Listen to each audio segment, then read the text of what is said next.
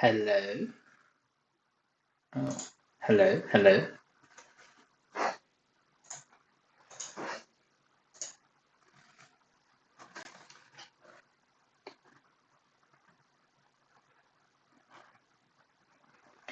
Okay, just give me a second. I just accidentally recorded this entire talk without changing anything. So I'm just gonna make sure I definitely got this right before I do anything.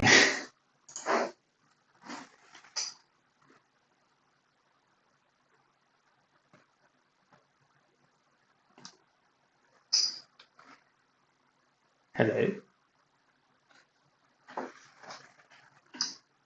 Okay. Yeah, that sounds good.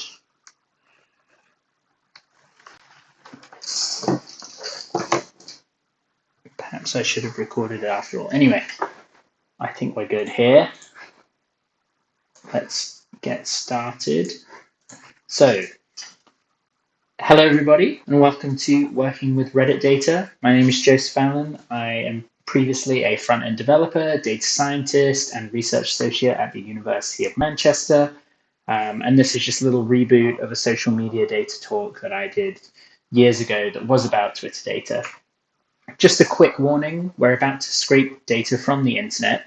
So just to be warned, we may get some racist, sexist, homophobic content on screen very briefly. It'll be text only, but apologies in advance. If you do see that, I'll try and keep it brief or on topic, or skip it altogether if I can.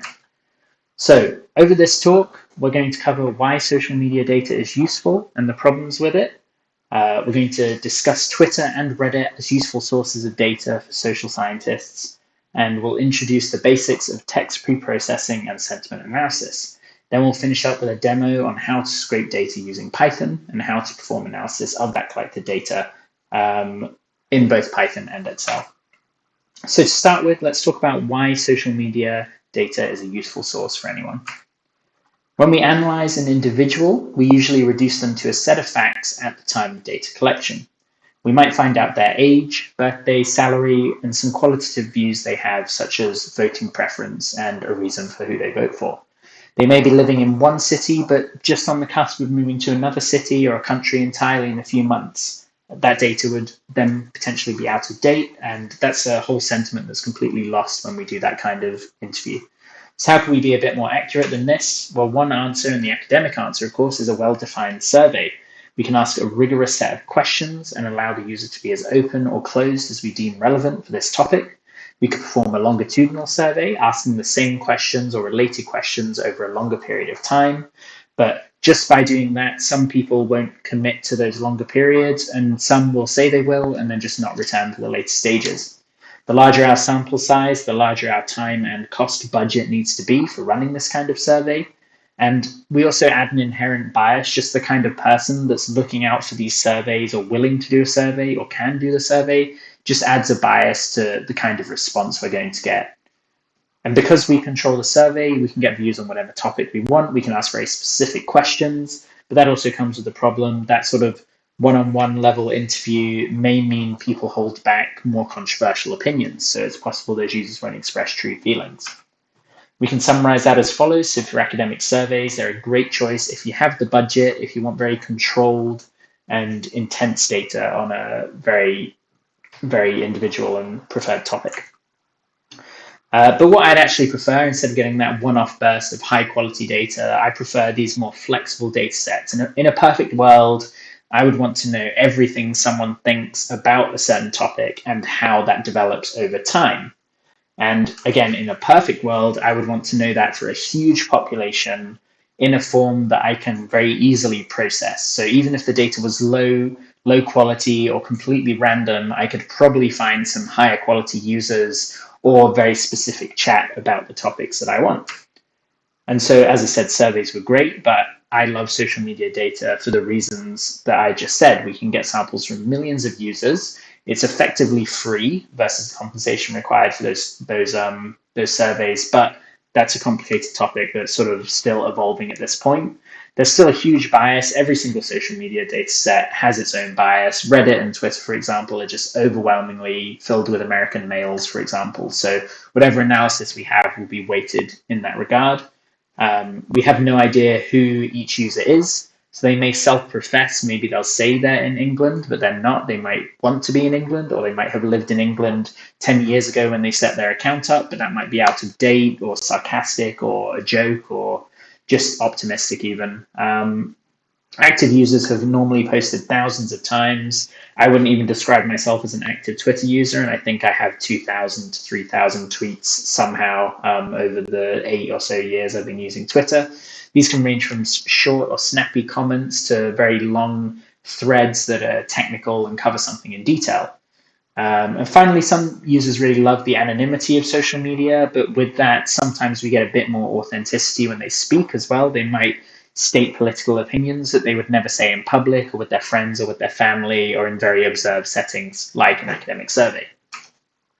So to compare those real quick, surveys are again great for high quality, well-controlled data.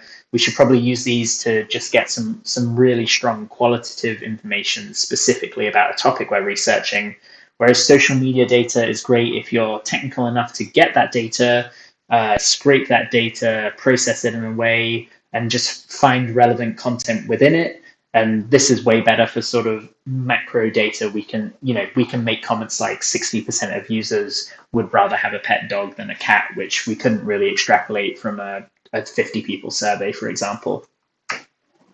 Now, lots of people are very interested in Twitter data. My previous iteration of this talk was on Twitter data, and that is no longer the case. So I'm just going to cover why I don't recommend it anymore. So sad. This is a tweet, a single message on Twitter, now X, and collecting a large number of these tweets is quite a technical process and now super expensive to do so, which is a shame because the format for text analysis is perfect. The length of the tweet is fixed, so we normally get a very condensed single 280 character message that sort of covers a very thorough opinion and is very, very curated, basically.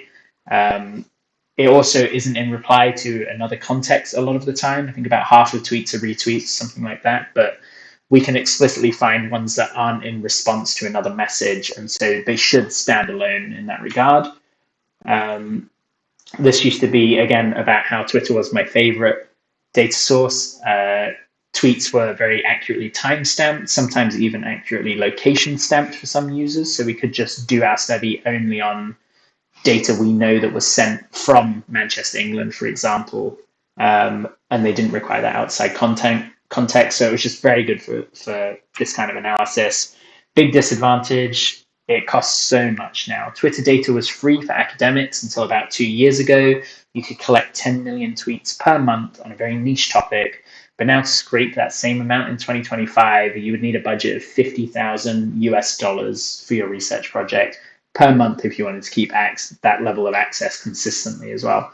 My point to remember here and why it's worth talking about, even if we're not going to use Twitter data, access in the future just can't be assumed. You can't promise as a research group, we're going to look at this data today, and in 1 more year, we're going to look at it again. You can't do that. It's not reliable. You have to look backwards and compare very fixed known periods of time, sadly. So to summarize Twitter's use, incredibly expensive. Context and size and structure of the messages are just the best for analysis, sadly. And any user professed features are just completely unreliable. You're going to have to really narrow down the volume of what you're scraping if you want to be confident about who you're analyzing, basically. So instead, today, I'm here recommending Reddit data. So Reddit's my new favorite source. I avoided it in the past because of that high level of context. Most comments reply to a single post, which might be, what is your favorite drink? Beyond that, the comments may argue about whether or not that drink is coffee, but the additional context might be that that's within a subreddit, which is a group of similar posts or a group of posts that share a topic, and that subreddit might be the coffee subreddit. So without knowing that, we might completely weight our study by using posts from the coffee subreddit if our question was about what's the best drink, for example. And some of those individual comments, since the nature is to reply to another one, someone could say, I love coffee, The next message might be, I don't, but we completely lost the topic of coffee, so you can't necessarily analyze these messages in complete isolation. Um, there's no character limit, so some posts may be very heavy or light on the features, depending on what they're defending or trying to share. Basically, you could literally get an entire essay as a post versus a single message, which was less of a problem on Twitter. But same as Twitter, users may self-profess a location, an age, things like that. But again, you just can't trust that at a glance. It's best to do analysis that benefits from just the large scale of social media data. So comparing these both, Twitter was more accessible, better data source in every way, unless you really want these replies or niche data sets. But thanks to that pricing change, the choice is now obvious for me. We got to use Reddit data. It's a viable alternative. It is actually a lot more easy to scrape than Twitter was, but it does require some programming knowledge. So I've been quite optimistic there, but let's talk briefly about the changing landscape of social media data. So over the last 10 years, social media has just been a turbulent topic in a lot of countries. Elections have been intentionally manipulated. Famously, Facebook had the Cambridge Analytica scandal. Twitter, now X, has been taken over by the richest man in the world to such impact that this entire talk has been changed and made completely out of date over a 2-year period. Reddit, while accessible, has just recently, a few months ago, revoked API access for all third-party applications that allow users to see Reddit content differently in different ways that they enjoy. And slowest to act, we have government intervention that's finally coming around. Australia is planning on age gating social media. The UK just blocked all adult content in the UK, but they're using that definition very loosely. So some things are blocked that you could argue shouldn't be blocked. And as countries begin to implement age gating to social media platforms, this data is just getting locked down for both very good but also very bad reasons. And while many of these platforms previously allowed hobbyists and researchers to scrape for free, we can just consider that like a pro-social donation from these countries. As soon as money gets tough or regulation gets tough, I think this API access is just going to vanish from every major platform. The availability of past data is therefore not a guarantee. So that means that today's research projects may not be legally reproducible in just a year's time. On Twitter, for example, any data collected after the 29th of September 2023 can now no longer be shared outside your research group. So this means your project couldn't be reproduced unless other research groups have the same budget you did. And as I said, the number for a large study is in the thousands of US dollars now. So we've talked about social media data. Now let's cover how users have been collecting this data and how we got to where we are now. At the start of the internet, if you found a data source you were interested in, say a website listing cars for sale, or if you're a competitor, you might want to track all of those prices and try and come up with like a good price list that a local area's cars sell for. You do this by scrolling through a single long page on a website and copy and pasting every field into a spreadsheet. If you thought that data was really interesting, you might pay a student to do it for you. You could probably give them $50 US and have them scrape hundreds of pages of websites. That was pretty viable data entry work when I was a student about 10 years ago, 12 years ago. That number's growing. So realistically, copying, say, 200 pages of a website is just not a technical ask. The budget needed for that is quite small. On top of this, there was downloadable web scraping software, applications that ran on your computer that mocked your web browser, and you could just tag parts of the page to be scraped.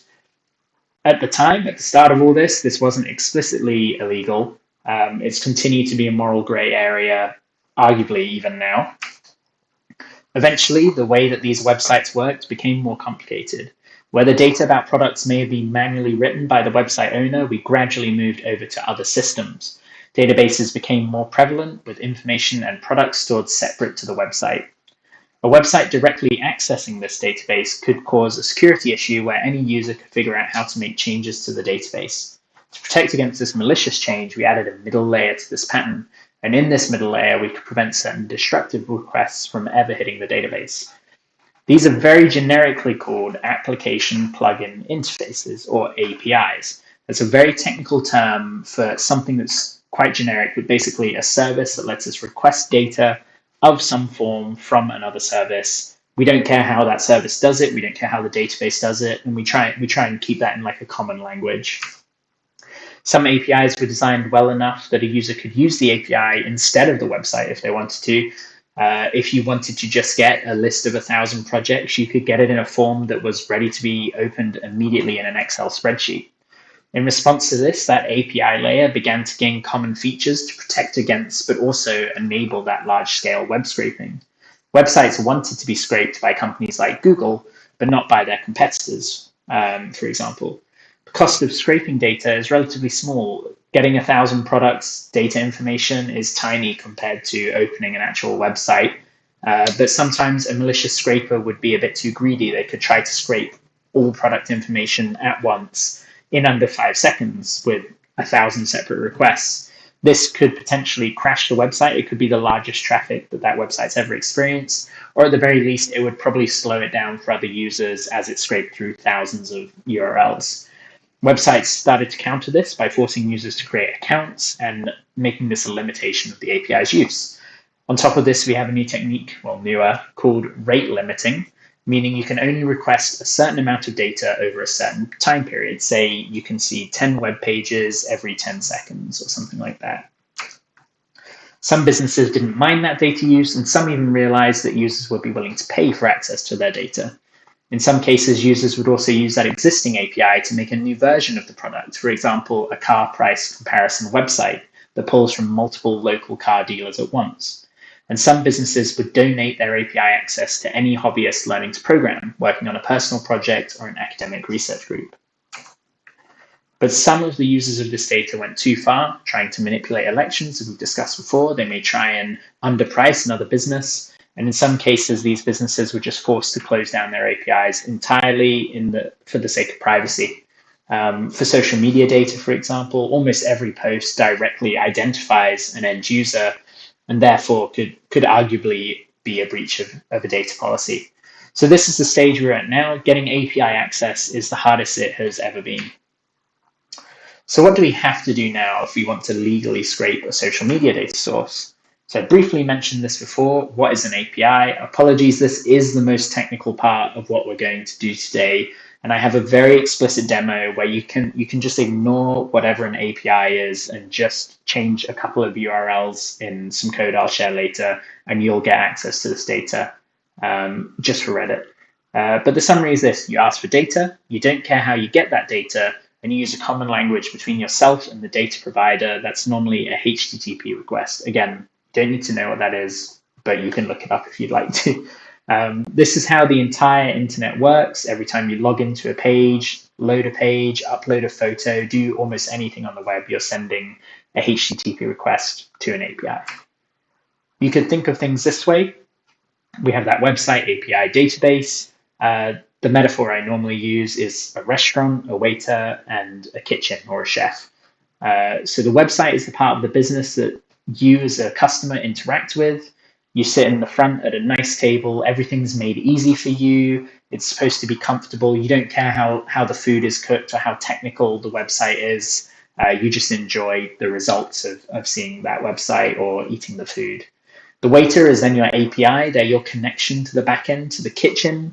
You don't care what's going on in the kitchen. You shouldn't really be allowed back there, but maybe you can get back there if you already try.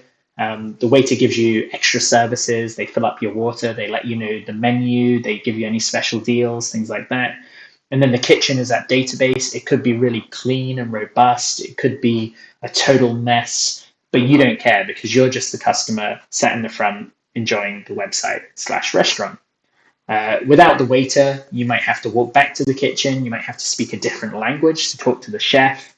You might do something dangerous back there. At the very least, you'll probably be confused. And that's what this API or waiter is for. They sort of liaise between you as a non-technical user and a very technical backend to the website. Most platforms have a developer page for requesting access to the API. So if you Google something like Reddit API or Reddit developer portal, or find some blog posts around that, that'll normally show you how to get access to the data from any social media platform you're interested in.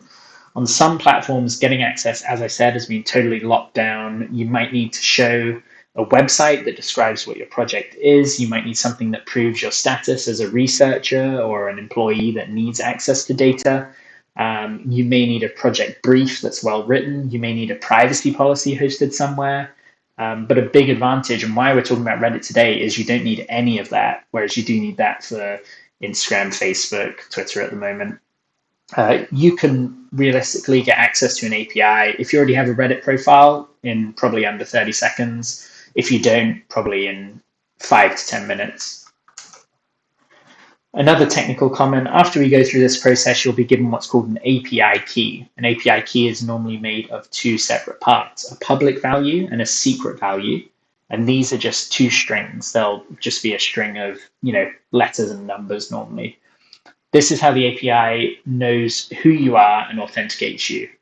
As a warning, this combination of a public value and a secret value is pretty much exactly how username and passwords work. You need both of them to authenticate yourself. And if you create this API key on your personal Reddit account or Facebook account, and you shared that value with someone else you're working with, or you live streamed it, for example, that person would be able to log into your account and do anything you could do as a user, delete your account, post new comments that could get you in trouble. So just be aware that this is, essentially giving access to your account. It might be worth making a new account for this process. So I'm not going to show this now, but I'm going to make another video where I show you how to set up an account and get API key access for Reddit. So that'll be on this channel as well. And then assuming we have that data, we need something to do with it. So I always think sentiment analysis is a really nice way to do something that sounds a bit too technical, but is actually quite an easy entry-level text processing project to work with. So if we have a tweet like this, I really like the taste of coffee, it makes me happy. It's quite easy for us as humans to look at this and just intuitively know that it's positive. But when we move this over to the world of computer science, we have to come up with some sort of abstraction that lets us take free text and output positive or negative. So have a think, look at this sentence and ask yourself, how do I know it's positive? What's giving it away?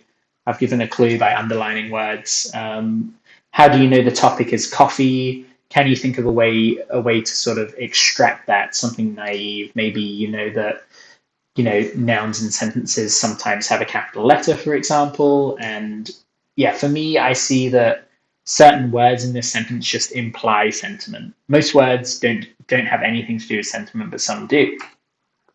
Same for these sentences. I really like coffee. I love coffee. I hate coffee. How can you tell if they're positive or sentiment? Positive or negative, sorry. The sentiment in these cases are determined by a single word. Like, love, hate, very obvious like opinion words.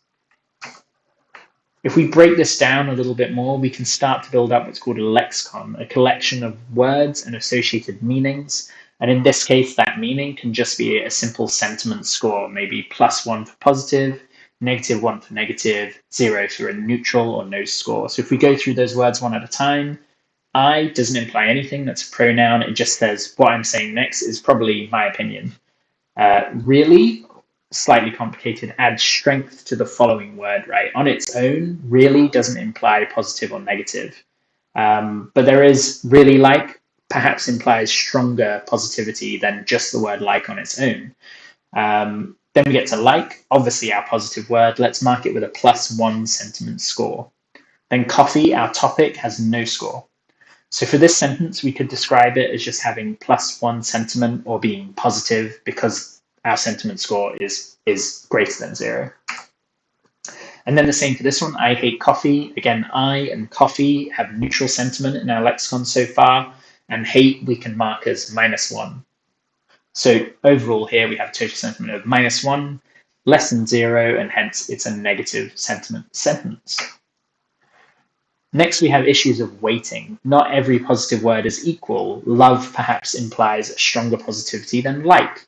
Really like has more positivity than just like on its own.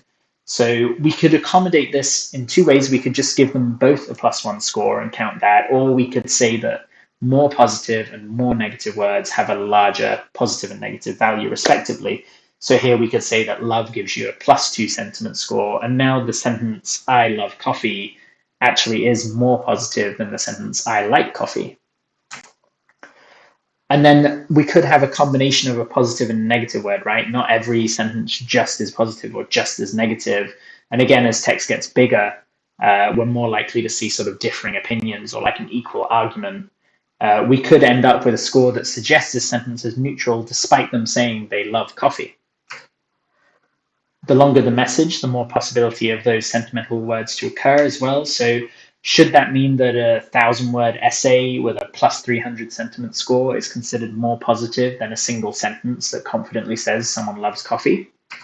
And then annoyingly, we have a lot of sarcasm on the internet, so we can have people that mock other people with their language saying, I love to drink coffee. I think it tastes terrible. You could argue that that's a positive sentiment sentence, even though they're clearly mocking and negative about coffee itself. So that's the context for our project today. Before we get to that, we need to tidy up our text a little bit, and social media data adds a lot of noise to text before we can get to that point where we've got those simple sentences. This diagram shows the process for tidying up text for analysis. We'll do a much simpler version of this, maybe 3 or 4 steps, but I highly recommend the blog post linked in the sources at the end of this. This is from a DataCamp blog. It's where I learned to do this stuff 7 or 8 years ago. It's actually how I learned Python in the first place, so I really recommend it. So first step is removing any platform-specific noise. You might just expect that text to be returned, like every tweet, one line at a time in an Excel file. But actually, these APIs sometimes return additional data. So for example, the Twitter API adds a code RT, short for retweet, at the start of every retweeted post. So that word would probably be the most common word in your analysis, but it actually means nothing. If you made a word cloud, it would be the biggest, most central word in your word cloud. Similarly, on Reddit, there's a majority of posts made by a bot called Auto Moderator. Most popular subreddits use this to automatically remove certain comments and probably add a helper comment to the start of every post. So whatever text is used in those posts will appear hundreds of times over each subreddit, and every word they use will become your most common word. In most methods, the words coffee with a capital C and coffee with a lowercase would be treated as different words. This means if you cared about frequency counts, you'd probably be halving the number of coffees you see across 2 different buckets. And also that, with spelling mistakes, that can be even more diluted, whereas common and simple words like and, so will just show up absolutely everywhere and are rarely misspelled. A simple way to just tidy this up a bit is just lowercasing all the data, maybe removing punctuation if that seems weird. But more formally, you could apply some spell check or use some sort of machine learning tool to merge similar ideas together, like dad and father, for example. Then most words used in sentences effectively add nothing to the sentence for this kind of analysis. These words are coined stop words, as in they just stop, they don't add anything to the sentence. These are words like and, therefore, so, after. They sort of imply a logical order or a logical connection between 2 different sentences, for example. They have really interesting grammatical uses, but they don't affect the sentiment of sentences, and very often don't change the topic or who's talking and things like that. So we could have this big, long, anyway, at the end of the day, I don't like drinking anything, so therefore I don't like drinking coffee. We could just have a sentence, I don't like drinking coffee at the end of that. That's all we need to know for this analysis. And then finally, our last one, stemming. This is quite advanced, but it's quite easy if you're using a package like NLTK in Python. So for example, the word drink and drinking both refer to the same core idea or verb. And obviously that's a word, drinking, is very connected to drinking coffee, right? So if we were going to make a word cloud, we'd probably hope, I hope in the middle it says coffee and it says like drinking, relaxing, calming, caffeine, energy, stuff like that all around it. But if we split those out into drinking, drink, drank, drunk, those words will lose a lot of their power in that kind of analysis. And if we want a nice, realistic word cloud, we want those to be surfaced. And then an even more powerful way of doing this, we have access to really powerful LLMs now. We can use machine learning to connect similar ideas into single words and have those really surface up to the top of any analysis. So I'm not going to do this now, but I have come up with a way to do all of that analysis and cleaning up in Excel. Limitations: you can probably handle about 1,000 to 2,000 Reddit comments or tweets using this spreadsheet. But I'm gonna do that as a separate talk because like, if you can already use Python, you probably shouldn't use this Excel spreadsheet. So I'll bubble that out to something separate. And then same, I've done it in Python as well. You don't need to install anything. I've got a link where you can just run all the code exactly as I'm doing so now. But again, that'll be a separate video, so you can choose if you want to go to the Excel demo or the Python demo. And then finally, let's go through some inspiration. Here's some projects I've done in the past that you could do with these skills. First of all, figure out who's the best friend in your WhatsApp chats. You can export any private WhatsApp chat, get the entire history over 6 years, group all of the messages by user, and just apply sentiment analysis to their messages, average it. You can see who's the most positive and who's the most negative in a group of friends. That's real. I am the most positive in my friend group. Another example was this funded digital art piece, The Rose, where viewers could tweet mean things to the rose, and some like poison and dye would come down and sort of change the color of the rose and make it die.